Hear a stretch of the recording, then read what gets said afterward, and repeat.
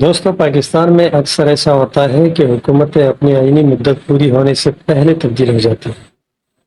ہر نئی حکومت اپنی ترجیحات کے مطابق کام شروع کرتی ہے، جبکہ سابقہ حکومت کے بہت سے ترقیاتی منصوبے روک دیے جاتے ہیں یا انہیں مکمل توجہ نہیں دی جاتی۔ اس پالیسی کا سب سے بڑا نقصان عوام اور قومی خزانے کو ہوتا ہے۔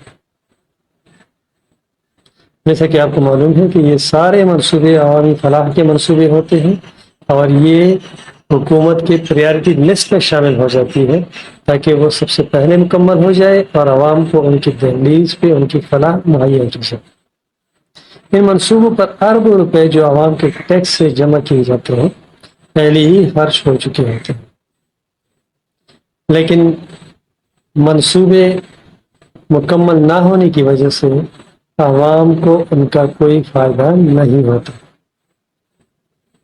اب اگر عوام کا پیسہ کسی ایسے منصوبے پہ خرچ کی جائے جس کا نہ کوئی فائدہ ہو بلکہ سالوں پینڈنگ پڑی رہتی ہے، تو اس کا مطلب obviously ان کو نقصان ہوگا، فائدہ تو نہیں ہوگا۔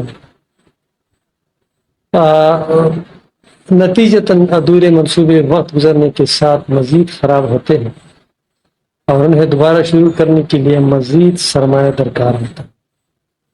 جیسا کہ آپ کو معلوم ہے کہ آلریڈی ہمارے پاس فنڈز کی کمی ہوتی ہے اور ترقیاتی منصوبوں کے لیے ہمارے فنڈز ناکافی ہوتے ہیں، پھر بھی یہ منصوبے ایسی ہی پینڈنگ میں پڑے ہوتے ہیں۔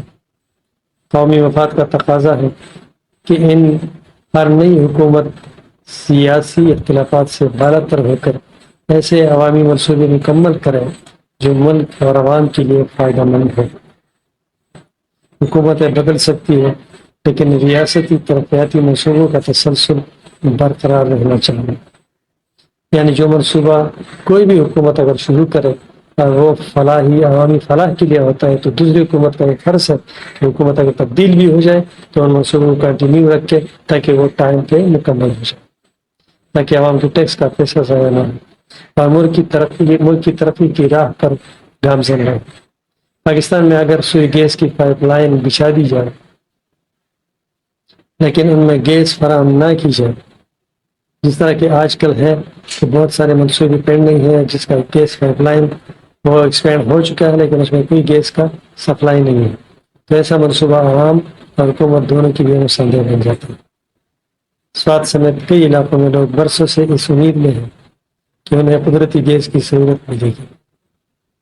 بہت سارے بلینز میں پائپ لائن بچھا دی گئی ہے، انہیں اسٹیشنز لگا دیے گئے ہیں لیکن ان میں کوئی بھی گیس نہیں ہے، اور ایسا کئی سالوں سے سوات والے منصوبے پینڈنگ میں پڑے رہتے ہیں، ان کا افتتاح کیا جاتا ہے پھر اس طرح اس کو چھوڑ دیا جاتا ہے، مگر پائپ لائن بچنے کے باوجود سپلائی شروع نہیں ہو سکی۔ ایسے نامکمل منصوبوں پر عوام کے ٹیکس کا پیسہ خرچ ہوتا ہے لیکن مطلوبہ فائدہ حاصل نہیں ہوتا۔ دوستو، سوات کے عوام بھی ایجوکیٹڈ لوگ ہیں، وہ اپنے فلاح کے بارے میں جانتے ہیں کہ ان کے جو منصوبہ شروع کیا جاتا ہے اس میں ان کا کیا فائدہ پڑتا ہے۔ یہ بڑے افسوس کی بات ہے کہ منگورا تک تو یہ گیس پائپ لائن ہے، اس میں گیس بھی ہے لیکن آگے کوئی گیس نہیں ہے۔ دوسری طرف عوام کو مہنگی LPG، لکڑی یا دیگر ایندھن استعمال کرنے پر مجبور ہونا پڑتا ہے جس سے ان کے اخراجات میں اضافہ ہوتا ہے۔ حکومت کو بھی سرمایہ کاری کا مطلوبہ نتیجہ نہیں ملتا اور قومی وسائل ضائع ہوتے ہیں۔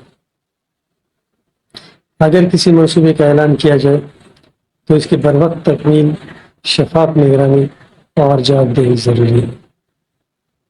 ایسا نہ ہو کہ یہ منصوبے شروع ہوتی ہی اس کو پینڈنگ میں ڈال دیا جائے، صرف اس میں افتتاح کی تختی لگا دی جائے اور منصوبوں کو ایسا ہی ادھورا چھوڑ دیا جائے۔